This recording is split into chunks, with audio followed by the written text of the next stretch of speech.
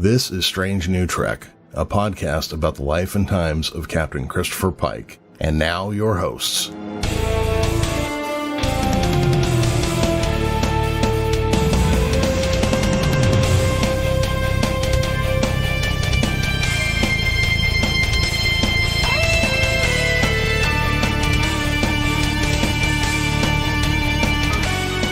Space. Space is full of scalawags, always trying to grab your sugar, spices, and booty. But some scalawags are more clever than you realize, and some who have lovers who we haven't thought of in 35 years or so. Does this week's episode of Strange New Worlds use a reference for reference's sake, or do they take a worthless character and make him interesting? Joining me this week to discuss this is Commander Dog. Hey, that was almost on command. Perfect. Yeah, and our chief engineer, Chris Noonian Singh. What's happening, Chris? What's up, man? Oh, not a whole lot. I'm disappointed that you did not read that in a pirate voice. I can't do that with it. The problem is I can't do a pirate voice with a straight face.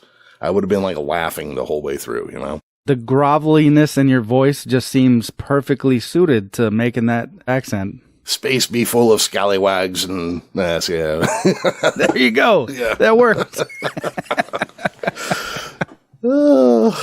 I've always wanted to use the word scallywag in a sentence. I finally got to. Yeah, oh yeah. All right. So this week we are discussing the episode, The Serene Squall, which is a weird title. Before we get started, you got any comments or anything you want to make? Honestly, man, this is probably one of my more favorite episodes right now. It was a really good episode, I thought. I thought they did a lot of cool stuff in here, actually. I mean, as far as just storytelling and things go, they managed to surprise me, which is not super easy to do anymore. Yeah, there was some twists in here. Mm-hmm. All right, to get us started, do you want to take us through the personal log? Of T'Pring? Sure. Yeah. Personal log, star date 1997.9. My last few weeks of service at the retreat, I'm not even going to attempt to say that name, have been productive. It is difficult to guide those who once walked the destructive path back to civilized society, helping them purge the emotions that led to thievery, abuse, even murder. Most challenging has been stealing time for Spock and myself. We are making the most of our long-distance endeavor, but I sense in Spock a desire to explore his human side. So I've been attempting to introduce experimentation into our relationship in an effort to, as humans are apparently fond of saying, spice things up. Mm-hmm. Yeah. All right. I guess let's get to the end of the scene and we'll discuss that a little bit.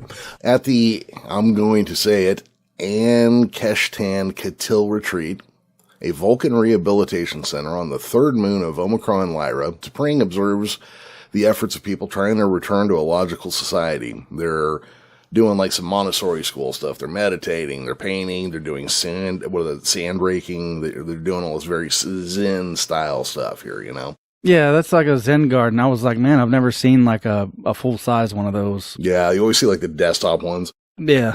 Yeah. T'Pring contacts Spock when she has a few minutes to herself and says basically, I'm just going to kind of rush through this. She's been studying human sex. And Spock literally does a spit take, or just about does a spit take on hearing that. Yeah. He's like, what?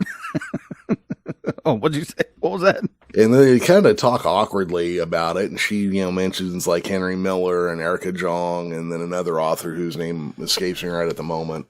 Spock kind of, gets like, hey, maybe we should look into this stuff together instead of, you reading about it and then scaring the shit out of me. So now, we cut to Spock's walking through the ship with Nurse Chapel, and she's explaining to Spock about their guest, Dr. Aspen, who seems very sharp. When it appears Spock is not paying any attention, Chapel adds that they have blades for hands, for shaving. And Spock's like, oh, that's interesting. Chapel points out that he's kind of like got a thing for understatement. Spock admits to having problems with T'Pring. Again, it seems like Chapel's always like standing next to him every time there's a problem with T'Pring. She's like, I would give you relationship advice, but you went a little crazy last time. Oh, And then Spock's like, hey, but I need a friend right now. And they kind of discuss back and forth, and then Nurse Chapel hits him with, why should you pay attention to me when I speak? And he's like, because you're really charming and I'm missing it, which I thought was kind of funny there. And then Chapel calls that progress. And then Spock starts to wonder if T'Pring has come across the word menage a trois in her human research yet. That's a thought bubble that was only visible to Jeremy. Yep. Yeah, I saw it clear as day, though. So it's just that scene was funny. The spit take, the Spock doing a spit take is kind of worth its own weight in gold, Yeah, dude. Not to go forward a bunch here, but this whole episode hit me like that. Like, this is one of the few episodes where I was literally laughing out loud. Yeah. Like, some things might get a little chuckle out of me, but this is one of the episodes where I laughed a lot. Oh, no, what I found kind of interesting is this comes on the heels of an out-and-out comedy episode, and this was just as funny as the comedy episode, which is very typically Star Trek, There's a lot of humor in old Star Trek that people seem to forget or ignore because it's inconvenient to them. Yeah, plus it was humor over very inappropriate things these days. Oh, the man. evil Kirk comes to mind. Yes. Oh, good God. Yeah. All right. So then we cut over to Captain Pike's gigantic set of quarters again. And he's having a meal for Dr. Aspen, Spock, Chapel, Una, Dr. Mbenga. And the doctor is explaining their involvement in running aid missions in this particular area of space. They've encountered a group of colonists stranded on the edge of non-Federation space for several months.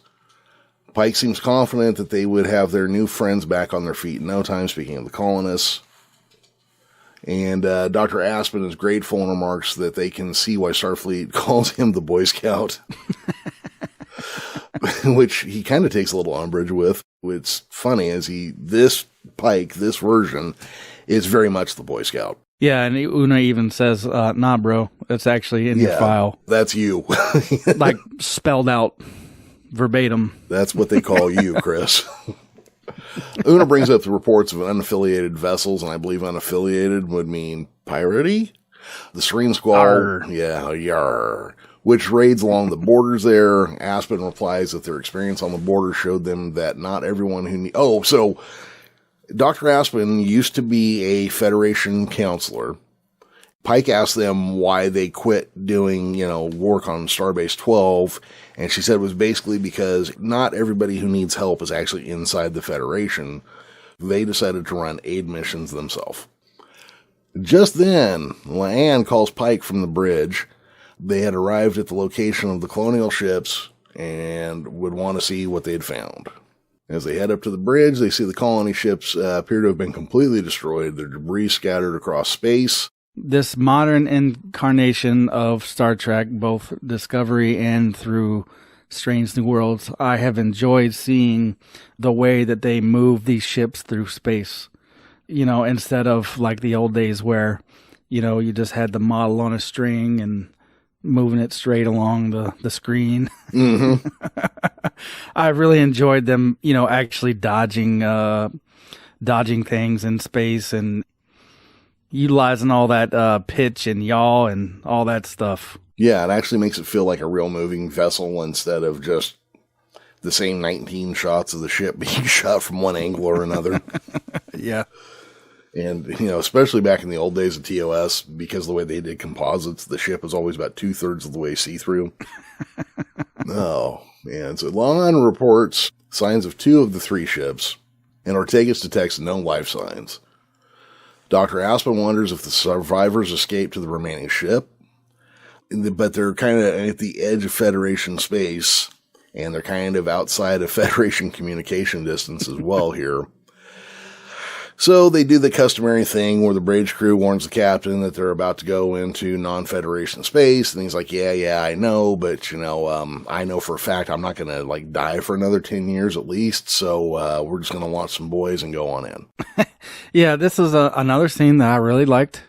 because it didn't treat communication as instantaneous. Right. Because I think, I don't know, I feel like it's not addressed very much, and it often feels like communication in Star Trek is instant, but even with your signal moving at the speed of light, it's still got to travel some distance, so it's not going to be instant no matter, how advanced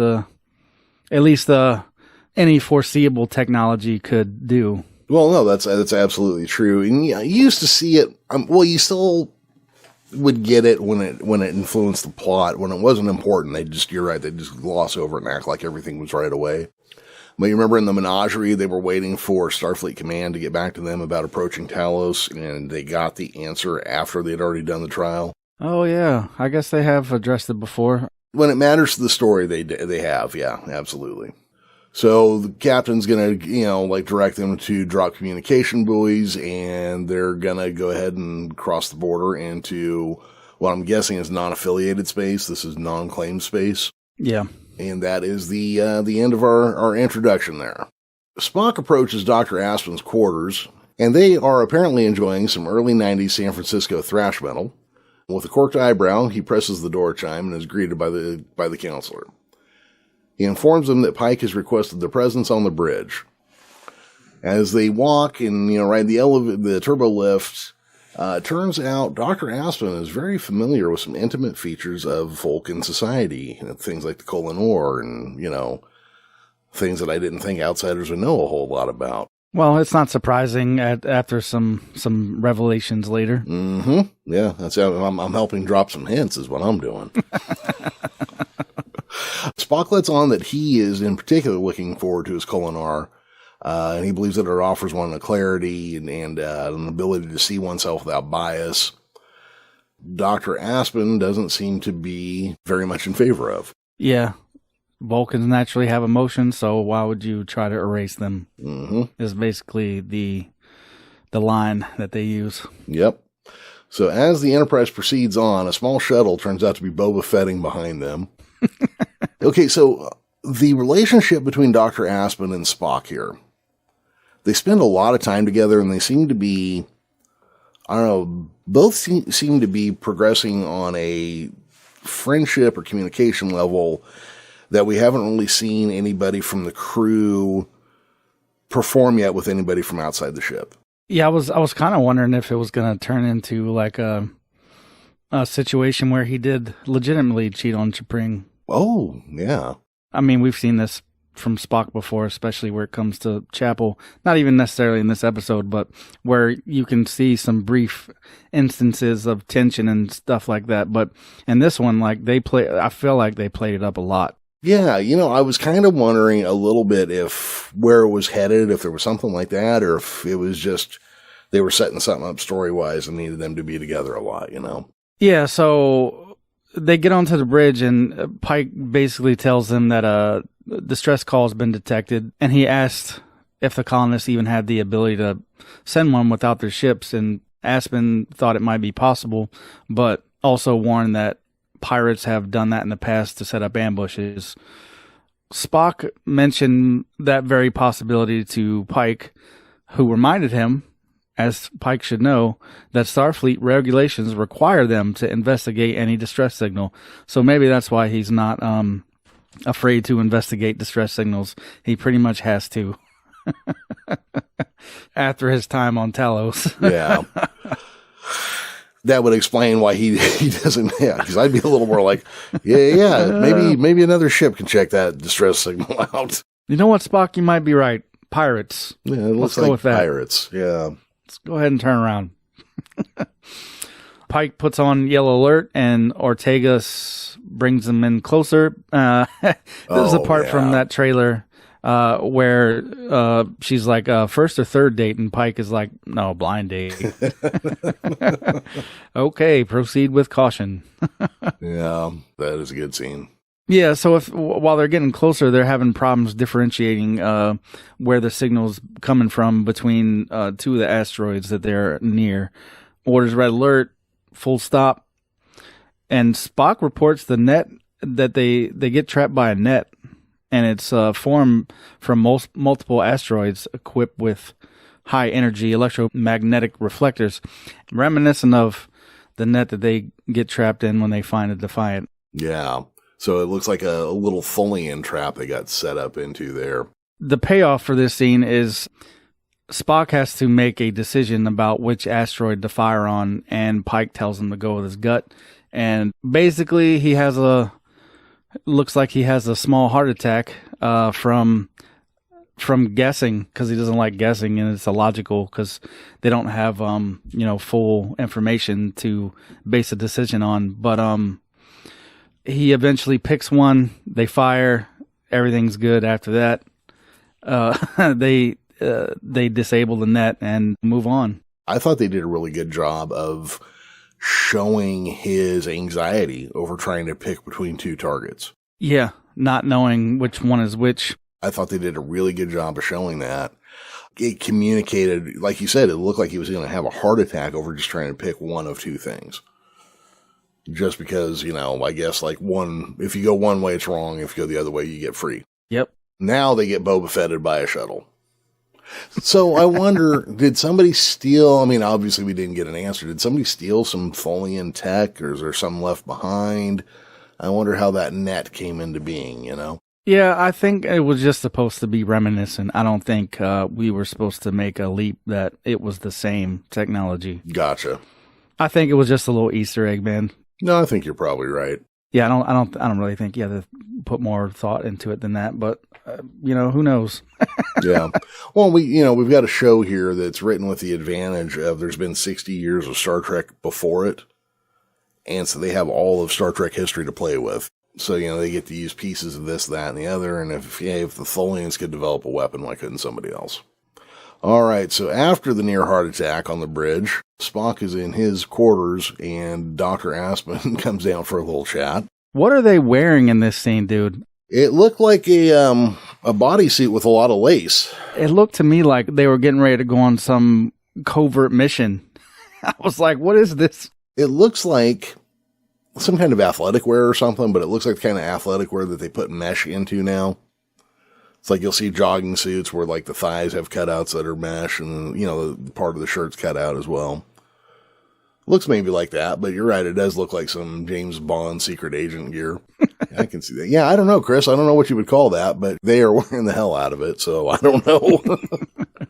I don't know where to really, put any emphasis there. So Spock's like, how can I help you? And they're like, well, maybe it's how I can help you. They were going over, he was looking over the scans of the asteroids when that decision was made? Yep. Maybe just to re-verify that he was correct in his guess. I don't know what he thought he was doing. Yeah. So they have a little discussion, and they basically tell Spock, you look like you were going to have a heart attack over this call, Yeah.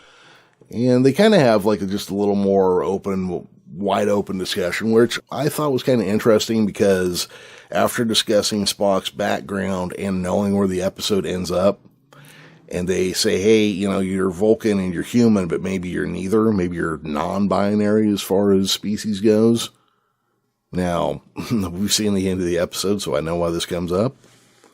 Maybe I'm reaching, but I thought that was kind of an interesting little piece. You work so hard to not be human or put your human in your Vulcan that maybe you should just find some other way. Just be you, bud. Yeah. Well, that was kind of the thing. And he even said that to Spring before, In Starfleet, I'm not human, I'm not Vulcan, I'm simply Spock. And that's kind of what Dr. Aspen is backing up as well. Yeah, see, this conversation again, made me think they were about to lead up to some kind of romantic encounter. I don't know. Just to me, this whole time, I'm like, wow, maybe Spock's so overcome by what they're telling him that something's about to happen. But nope, it didn't. No, but, I could definitely feel the tension that it felt like it could go that direction too, though. Yeah. Cut back to the bridge. Ortegas is continuing to navigate through the asteroid field. Pike knows it's not easy without the mapping relays, offering to let Ensign Sue could take over, but Ortegas is like, nah, I'm fine with steering manually. It's like me and the ship are in a deep conversation, kind of like a third date. I love that character so much. Yeah, a lot of people have problems with her too. She's too snarky. Yeah, well, you know what? When it becomes a problem, look, we've seen when it becomes a problem, Pike doesn't put up with it very long. But when it's not really like a problem in the moment, he lets it go. They arrive at the location of another ship, which Land identifies as the third colonial ship. Una speculates that the Squall hijacked the ship and left the boarding party aboard to keep prisoners. Pike asks if the ship had detected them. Land reports that they have not. The Enterprise was still out of their range. Land and the landing party are suit up in tactical gear, and they're going to head down and take a look, and Pike shows up. You see, back in the olden days, the captain did go on away missions. Yeah, it's still weird to me every time that he does. They take like the most ranking people. La'an's the security chief, and she's there. Pike is obviously there. They're like, everybody, commander and up, let's get on the transporter pads. Surely they would have like some kind of detachment of space marines they could send down there. I always thought they would. And what was funny is that company that bought the rights to make a role-playing game out of Star Trek back when the Star Trek rights were worth like $1.80 and some string. They had what they called like strike teams or something, which was like specialist teams that beamed down to situations. It would be like a scientist, a marine. It was like stuff that would have realistically happened, But it wouldn't be very interesting, would it? Nope, it wouldn't be very Trek. All right. So they're going to head down and take a look. They discover, it looks like cages or some kind of devices in cages that were giving them false readings.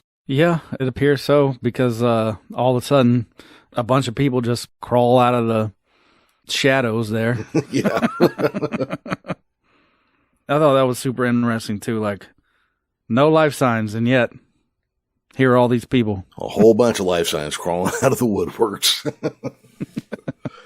So Pike reports up to the ship that, there's no call on us, and that's about when they get bushwhacked. Is there a piratey term for being bushwhacked? That might be it. That may be it, yeah. Spock reports multiple transport signals being detected the moment they beamed the landing party onto the colony ship, and several of them are on their way to the bridge. Una and Ortegas immediately, so I found this interesting. So under the captain's chair and at least under the navigator's station, they got pistols taped up to the bottom of them. I mean, it makes sense, I guess. Oh, it makes total sense, yeah. Because when I've seen shootouts on the bridge, I always wonder, well, where did they get that gear from? Because they usually keep that stuff like lockered away, Yeah. While they're on the ship, they don't usually have them on their hip. Yeah. Maybe like Worf did as the security chief on Next Generation. But I got a feeling Worf was always carrying like a non-regulation phaser somewhere too. He always seemed like he had a little itchy trigger finger. So they grab their phasers and start shooting back at the pirates who are storming the bridge. Spock and Aspen, they kind of get driven back by fire or knocked back into the turbo lift.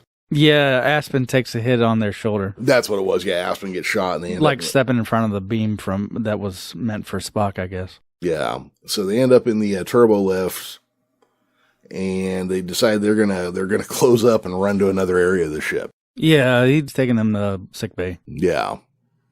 Aboard the colonial ship, Pike and the landing party are immediately surrounded by the pirate crew. Their leader is a hulking, orange-haired Orion named Remy. I didn't know the Orions had French people, but okay. Now he looks really quite pleased with himself when he's approaching Pike. He is almost the kind of villain that you would have seen on the original series. He's not quite as camp, but he's getting pretty close to a Harry Mudd. Yeah, you know what? I was just about to say the same thing. Yeah, and I love it. Oh, me too. Me too. I love that kind of character. And he says, "Welcome to the Serene Squall," which we know from earlier is the name of the pirate ship. So we've got Spock trying to get the doctor to sickbay.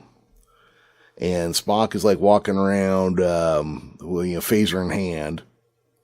And we start seeing that the pirates have rounded up the bridge crew and are taking them to the transporter room. Una sees Spock and kind of like warns him off, like, hey, stay back. Yeah, that was stupid subtle, man. The look that she gives him, it was so subtle. I barely even caught it.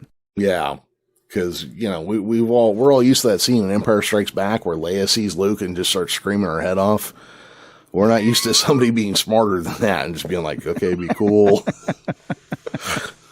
So Aspen says, hey, we're going to get caught if we don't get in a place to hide. And we jump to a Jeffries tube, which, by the way, the new Jeffries tubes on this show look amazing. They're very functional, yet they still look like the old show. So I thought that was pretty cool that we're getting to see see these areas that we used to see Scotty broken down into all the time. All right, so they're in the Jeffries tube hiding out. We cut back over to the Squall. Pike is being interrogated into various levels of success here, I think. And the one thing that the Orion captain here is looking for are the access codes for the Enterprise so he can start shutting down the shields and everything. Yeah, because Una locked all that stuff down like immediately. Yep, because she is like the most efficient first officer in the entire Starfleet. That's why she's number one. That's it. I believe the first time this has ever happened, and it only comes up a time or two since then in all of the whole franchise, is that each ship has its own access codes, and if you know it, you can basically hack into the ship and turn off its weaponry and drop its shields and kind of do whatever you need to. And if done correctly, you have enough time to effect whatever change and then hopefully get over to the ship or do whatever you need to disable it and get it back. So that's what this guy's looking for here. Of course, that was introduced in The Wrath of Khan, so, of course, it's a great idea. Everything in that movie is nearly perfect. All right, there's a female pirate hanging out by where Pike is being roughed up here. And we see a little element of Captain Pike start to come through, and my first thought was exactly, oh, hey, Batman used to pull this trick on the villains in the Batman animated series. Like a group of them would catch him, and by the end, he's got them fighting each other, Yep. So he points out that this lady pirate, hey, that's the smart one of the bunch. And they hit him in the face with like some gruel or whatever they're eating on this ship. Yeah, and he's like, "Ooh, you guys actually eat this?" Yeah. So Pike decides to make fun of their cooking as well. And this is the first real wedge he drives between what he's assuming is the captain and the rest of the ship. And he's like, hey, my crew is going to need food and water. I'll tell you what, I'll cook you guys dinner if you make sure my crew's taken care of. So the crew of the Squall start to like argue back and forth. And then that lady pirate again is kind of like, well, the crew probably would like one good meal, to which the big guy Remy's like, hey, what's wrong with my cooking? All right, so Pike gets them through that. He gets them to start going at each other. He's like, all right, where's the kitchen? Back on the Enterprise, Chapel's trying to make her way out of a Jeffries tube, and she's trying to get to a computer terminal to send a distress call. But the communications are all offline due to the lockdown. Two pirates kind of catch her, and she pleads with them not to hurt her. She's just a nurse. She has a hidden hyperspray and kind of knocks them out. And a nice little fight scene too. Yeah, man. Yeah, that was well choreographed. She got to jump on them really fast, drugged one, tackled another, and it was nice, quick, and she looked like she knew what she was doing. Honestly, to me, when she came up after she knocked out the second guy, she looked surprised at herself. Yeah, I could see that too, because like it might have been one of those moments of just extreme duress, and she just did whatever without thinking about it. It's like, God, I can't believe that worked. Yeah, that's how the Coyote would look if he ever caught the Roadrunner. She goes back into hiding because she hears a door opening. Back on the Squall, after dinner, Pike is tossed back into the cage with the rest of the crew, and Mbinga kind of looks him over and is like, "Well, at least your brains aren't scrambled." And he goes, Pike goes, "Well, I got some more good news. I got them to consider selling us to the Klingons." And then, after some back and forth, it was like, oh no, not Alpha Braga 4. And he's like, yep, Alpha Braga 4. Which is, what was the thing they did in the first episode where the Nurse Chapel's chasing the guy and Dr. Mbinga, she's like, oh, not blah, blah, blah. And these little references to things that we haven't seen. Yeah, but at least this scene, when La'an asks what that is, Una tells her that, Pike's inciting the crew to mutiny right now. Oh, I love this. Okay, so, and this stuff over here on this ship is nice. It's for our command crew being kidnapped by pirates who are going to sell them into slavery, it's kind of nice, lighthearted, and fun over here, That's what I mean. It reminds me of like a Harry Mudd scheme more than anything else, Because like real terrorists would have started slitting people's throats and dumping them into space. Well, I mean, not if they were wanting to sell them people into slavery. You can't sell a dead body into slavery, bud. Yeah, but you can figure out which ones you can afford to feed and which ones are going to sell for the most. Well, I feel like they got the ones that would sell for the most. Okay, so they've already done that first step then. Yeah. Step 1 is complete. All right. Step 3 is profit. So Spock and Aspen reach engineering, where they find a bunch of unconscious pirates, and Nurse Chapel trying to access the computer. And she's kind of relieved to see them. Spock asks about, her handiwork knocking everybody out. They kind of go over their plan. She's been trying to send out a distress signal, but it's in lockdown, so she can't. So Spock engages all the doors, gets punches in the code, gets them ready to send out a distress signal, but all of a sudden they're locked out again and the doors are being unlocked. Which is at that moment, Dr. Aspen begins twirling their mustache and announcing that they are Captain Angel of the Serene Squall. Now, this is their ship, too. Yeah, man. I did not see any of that coming. I was legitimately surprised at that twist. I guess maybe we shouldn't have been, but they did a great... You know what? Maybe that was the focus of keeping them and Spock so engaged with each other that we don't really have time to consider alternate ideas, Yeah. Because they did a good job of keeping me off track, and that's hard to do a lot of times, especially in a 45-minute TV show. Oh, yeah. I mean, in hindsight, you're like, well, she's wearing the all black suit, black fingernail polish, black hair. Tattoo around the eyeball. Yeah, something should have jumped out that maybe this person is not meant to be trusted, but the thought never came to me. So now, and I actually like the actors switch from the concerned Dr. Aspen to this like BBC level villain, Oh, did I betray your little feelings? Aren't you cute? This whole thing, Chapel asks about the real Dr. Aspen, which Captain Angel nonchalantly mentions that they just like abandoned them on an uninhabited planet somewhere. We just dumped them off somewhere. They're probably still alive. But hey, I didn't kill them. Yeah, they're probably still alive. I didn't murder anybody. And then in just like another one of those, like I can see Harry Mudd doing at moments, they take over the captain's chair. They've got their people at comms and navigation. And just for fun, they just start firing the phasers.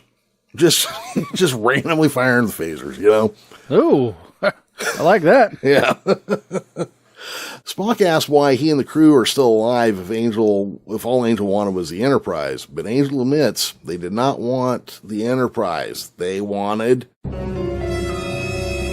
Spock. Now, this starts to make us wonder, what for? T'Pring, back on Akeshtan Katil, is watching a bunch of people like paint and, rake sand and stuff. And then a little weasel face Ston shows up. Yeah, I was like, there he is. Mm-hmm. That's the man right there. That guy's all trouble. You know what they say, Chris? They say that charity begins in the home, but adultery begins in the office. You're right. Yep. And I think we're getting our first hints of that here, folks. Mm-hmm. Yeah. He informs her that there is a subspace transmission coming from the Enterprise. When T'Pring gets over to take this call, Captain Angel says, "Hey, you're really attractive for a prison guard." And T'Pring's like, "Hey, this is a rehabilitation center, not a prison." Captain Angel's all like, semantics, whatever, And it comes up that Angel has I couldn't tell, lover or husband or something that is in this facility that T'Pring is working at. And they want to use Spock as a bargaining chip to get back whoever it is that is in this facility that T'Pring works at. They begin to work out a plan for a place to meet or something. Spock is still, a little bit hurt over this betrayal, it would seem. Now, so earlier, when they were still representing as Dr. Aspen, they told a story about how they'd lost a loved one to pirates, but it turns out instead it was to a Vulcan prison rather than pirates. And so they were kind of lying, but kind of not. Yeah. Plus, Spock figures out fairly quickly who Angel is talking about. Yeah. Even though he doesn't say who it is. You think he knows at this point here already who it is? Yep. Did you start to think about who it was at this point? Nope. Had no idea. Okay. I did, and then I went, nah, there's no way. They're not going to do that. No, I wasn't even thinking about Cybok. Yeah. I was trying to go through my head of, people it could be, but nothing was coming to me. I was like, I have no idea. See, back a couple episodes before when they'd said that T'Pring was working with criminal Vulcans who, the ones that we'd heard about at least, had abandoned logic. I was starting to wonder, I was like, they couldn't be setting that up, right? But we are talking about the Star Trek universe where Spock also now has a sister we don't talk about that has been acknowledged. Well, at least for this reveal, he did exist in Star Trek lore before this episode. Yes, once, briefly. So back on the Squall, the pirates are serving the gruel, the Orion gruel to the Enterprise crew. And his voice comes over to the intercom saying that they were headed to the Kuvat colony to sell their cargo to the Klingons. Pike decides to take a couple more digs at the pirate crew down here as well. He is the captain. You do got to listen to him. And everybody's like, hey, he's not the captain. So Pike then starts doing hey, you're pretty in charge of things here. You seem to know what's going on, and you got a lot of friends, and maybe you can make some new friends, and we could help each other out, kind of thing. This whole thing is I'm loving the way this whole thing is breaking down, because it's not quite as cheesy, but it's right along the same lines as Captain Kirk talking a computer to death. You know those ones I'm talking about where there's not a real computer, but one of those illogical, and then they set it on fire, Yep. That's the way it always goes. Yep. So they point out that he's not the captain. The lady pirate's confident she can take care of herself. Pike asks about the rest of the crew. She's the only one thinking about the rest of the crew. And that makes her captain material in his book. And he should know. He's got the yellow shirt. He's captain. The lady pirate kind of thinks it over, tells them to eat their food, and then she kind of walks off on them. Pike and Una kind of share a couple moments where they're like, yeah, I think it's working, just like on Alpha Braga 4. Out at the predestined coordinates here where Captain Angel and T'Pring have agreed to rendezvous, a Vulcan cruiser shows up.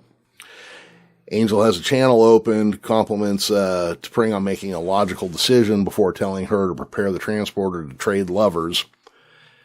Spock is able to figure out, okay, so he tells T'Pring not to go through with it or allow the pirates to keep the Enterprise. He says to her, basically destroy the Enterprise is what he tells her. This is where Angel shoots him with a phaser, warns T'Pring that if Zavarius, quote unquote, was not beamed over in 10 minutes, the next shot would be set to kill. Spock regains consciousness. Chapel's like, hey, don't sit up too quick, but he pretty much just bounds to his feet. T'Pring is asking if Spock will not be harmed if she arranges Zavarius' safe transport. Angel gives her their word. Kind of wondering how much that word is worth, though. Right. They are a pirate, after all. Yeah, exactly. So Spock becomes a little clever here. He starts hinting around some things, and you can tell he's trying to get around to something. He's talking about his more human side, but he's not able to spit it out where he's headed here. Well, see, when Spock tells Chapel that he's apologizes for any liberties, I knew right then and there what was about to happen. Yeah. It's pretty obvious what he was about to do. Right. So he can't quite get himself to say it, so Nurse Chapel jumps right in and goes, hey, we're having an affair. And T'Pring, I guess, does as close as a full-blooded Vulcan can to shock and surprise, right? So now that they've got the full confession out there, you got Angels just like, we're not going for it. There's no way. They're just trying to keep this from happening. And so Spock and Nurse Chapel start playing tonsil hockey. T'Pring appears to believe it. And they do a very formal breaking up ceremony, it would appear. So, Angel is just disgusted. I believe T'Pring's ship begins to move away. And Angel orders that ship be destroyed. But right as that happens, the shields go down and the weapons go offline. And the Serene Squall jumps in out of warp. Cut to a quick feed from inside the Serene Squall, and Pike's at the helm. And am I wrong? Was he at a big ship wheel? That's what it looked like to me. Okay. And he's got his people there. They're in charge of the bridge. And he tells her, he says, I'm only going to say this to you once. Get the hell out of my chair. Oh. So, it turns out that, of course, the Uno was able to jump in and put the codes in and pull the ship down. Yeah, and that at first I was like, how? But then I was like, well, Una's the one that said it, so it should have been easier for her to disable it. Yeah. So as they get back over to and it turns out that they need beamed down to the Serene Squall right away, because while they started a mutiny, it's not over. So as they're sitting in the bridge of that ship, they're like still basically taking fire from an active fight going on the rest of the ship. So Pike's like, you got to get us out of here. It's, we're not quite ready. And he tells Ortegas to fire on the Enterprise, but do it gently. And so Ortegas takes a shot, and I can't even remember what the reading was, but Pike's like, I said gently, and then Ortegas is like, what does firing gently mean? What does that even mean? All right. So then we get back. Everybody's kind of back to where they need to be. I believe Captain Angel pulled a little chicanery and kind of beamed herself off board with a necklace that I forgot to mention earlier, but they had Spock clasp on them in a turbo lift earlier in the episode. Yeah. I thought that was just adding to the tension between the two, but nope. Mm-hmm. So that's, they were able to beam off to a little craft they had hidden somewhere. It was that same craft from earlier, so it begs the question, like, who was piloting the craft earlier? I have to figure it was one of the pirates, right? Maybe, or do they have autopilot? They don't really have that kind of autopilot in Star Trek, though. So I'd have to figure it's somebody. We cut now to a captain's log supplemental. Starfleet has taken the Serene Squall and his colorful crew into custody, although the whereabouts of Captain Angel remain unknown. So now we're back aboard the Enterprise. We are full power. There's new coats of paint on the wall. Everything looks like it should. And Captain Pike puts on an exaggerated pirate accent. And basically does if we see them again, we'll make them walk the plank. And Una, very, very, very uncomfortable with the whole thing, is like, don't ever do that again. Or I think she actually says, please stop. But whatever it was, the meaning of it was, don't ever do that again. In his quarters, Spock is in meditation when T'Pring shows up. He admits that he was not sure that she would actually show up, but she's like, yeah, I was in the vicinity, which is, I was in the neighborhood. I figured I'd show up. He apologizes for what happened with him and Nurse Chapel on the bridge, and realizes that he'll never be able to bring up the word menage a trois like he was hoping to. T'Pring admits that it was an impressive gambit to protect both her reputation and her patient's safety. She had been right that it was a ruse, but knew he was also using his human side to show so much passion for that kiss he shared with Chapel. Yeah, but you glanced over something else, man, and I felt really bad about it. T'Pring thinks he couldn't actually have feelings for Chapel, so not only does Chapel get that seemingly amazing kiss from Spock, but even T'Pring thinks that there's zero chance that Spock could ever care about her like that. I just was feeling bad for Chapel. Yeah, no, I got you. It's yeah. It really does set up the later stuff we've seen from the original series, I like how they're making that make more sense. Well, it's got a lot more context to it. Yeah. So yeah, basically, and without his human side to be able to fake all that passion, he would have never been able to sell that kiss, which is, like you were saying, a little less than genuine, perhaps. Later in sickbay, Spock comes down to thank Chapel for her help and applaud the performance on the bridge. Again, man. Yeah. Because Good, well. That won't no performance on her part. Yep, she was feeling it. Yeah, I mean, it was just kind of sad. And that scene there where she's just like shutting him off. She's like, look, I know where we stand. I know where this is. I know what's going on. Just drop it. So they begin to have a conversation. And I think probably as soon as they start talking, you realize what's coming.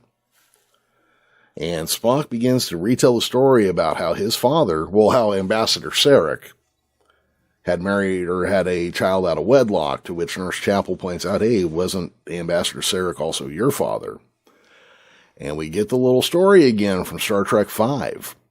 And Spock realizes that this various person they had been talking about was a fake name.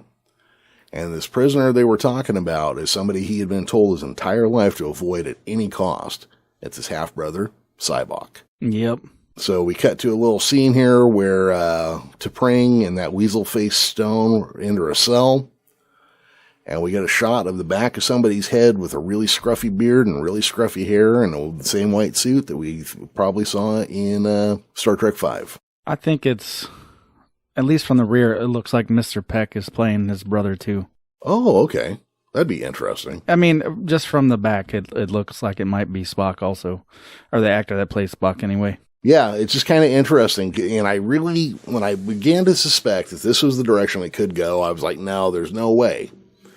There is just no way that they're going to pull Sybok into this. Come on now. I have liked pretty much everything I've seen on here, but they do have a terrible habit, for better or worse, of jamming as many references as they can to everything. It is true. They really do. And it is kind of a bad habit. Like any opportunity they can do it, they do it. Yeah. I kind of wish they would chill out on some of that. Yep. They're doing a good job of telling their own stories, but you're right. They are leaning on Star Trek, shared history really, really heavy. So do you have anything you want to sum up? You got any nits you want to pick here? Like I said, man, this has been one of my favorite episodes so far. It was funny. It had a nice twist in it that I didn't see coming. Maybe I should have saw it coming, given the way they dressed the antagonist the whole time. But I didn't see any of that coming. The kiss with Chapel ranks up there with a good scene. I mean, good as in like it played out well, advancing or at least filling in some context for Nurse Chapel's later infatuation with Spock. Not that the whole show so far hasn't played up to that anyway, but this is the first time where it's like on full display. You're right. Even though I felt real bad for her during like the whole last half of starting from that scene till the end, I felt really bad for her. But the only nit I would have to pick is very minor. It's about the Sybok issue, but depending on how they do it, it could be fine. Like, maybe there's no problem. Or they may not even have to reference it again because he's still safe and sound at the place. Yeah. You know what? Maybe that's the only time we see him. I have a feeling we will be seeing Captain Angel again. I hope so, man. I like their character for sure. The turn to bad guy, like some of the lines were a little over the top, but it still worked. They were played over the top. They were going for over the top. Yeah, I got it. That wasn't just like an actor's decision. That's why I mentioned mustache twirling as soon as it happened, Yeah. There was like a British pantomime or something. I really liked it because, Star Trek has had a tendency since The Next Generation to be super serious all the time. And sometimes bad guys are just bumbling doofuses and kind of silly, And we get a little bit of that here, and I like it. It's like a return to what I enjoy about a lot of original Star Trek. Now, the one nit I would have to pick, just like you, guys, be careful how much of all of shared Star Trek history you are constantly leaning on. Yeah, because you don't have to do it all the time. We know what's out there, man. And if we don't, and it doesn't pertain to the story, then who cares? And to be fair, I mean, just throwing the Sybok character, because look, I got texts from friends of mine, and they're like, "Oh my God, can you believe it?" No, yeah, I can. Have you watched the rest of the show? Yes, I can. They have a security chief on the bridge named Noonien Singh. Yes, I 100% could believe this. Yeah, I totally believe it. Yeah. I can totally go. Look, their helmsman is named Mitchell, just like Gary Mitchell, you know? But yeah, I mean, I enjoyed the episode. I thought it was, while it was nostalgic, it was also completely new and different in its own way. Yeah, I agree with that. Yeah, I mean, it was the characters who moved the story. You know, the idea of Pike being able to talk a whole pirate crew into just freaking out on themselves, I thought was great. One of the things I had in my notes was Pike plays Batman, and then underneath that I had Dr. Aspen plays Ra's al Ghul / Henri Ducard. Because, you know, and then that Batman Begins, you had the guy who trained Bruce Wayne, turns out to have secretly been Ra's al Ghul the whole time. So, you know, those were my two notes. I, of course, couldn't string it any closer to making a complete Batman reference the entire episode like I did with my so-called life that one time, but... Oh, that'd have been great. Yeah, if I could have figured it out, I would have. That is for sure. All right, you ready for the question of the week? Yeah. All right, this is from @PhilAndTeb. This was on Twitter. And he says to us, when are we going to get a dedicated Ortegas story? And how are they going to work in a scene where she straightens out Spock about Christine? I don't know. You can't get an Ortegas episode in here quick enough for me. I want one. I want to see one right away. Fortunately, I know what next week's episode is going to be about. Oh. And it does involve Ortegas and Spock. The action begins in a dank jail cell. Ortegas and a mute soldier are thrown together. While Spock and Nurse Chapel struggle to free her, she falls in love with him, but chooses duty over love when she finds out he's the enemy. That sounds like a great episode. I'm really looking forward to that one. Oh, yeah, for sure. I'm glad next week will deliver for... Yeah, for old Phil and Teb over here. Yeah, that's a nice name. I like it, too. I see what you did there. All right. So if you guys have any questions, comments, or theories you want to run by us, hit up our website at strangenewtrek.com or follow the links in the show notes for this episode in your podcast app of choice. Please rate and review us, like and subscribe to us wherever you listen to our show at. It's a small step for you, but a giant leap for the show. A special thanks to Miguel Esparza for the Strange New Trek theme song, and to Will Harding for all his hard work over in the YouTube department. Thank you for listening, and don't forget to set your phasers to stun, and join us next time when we're on to the next planet of the week.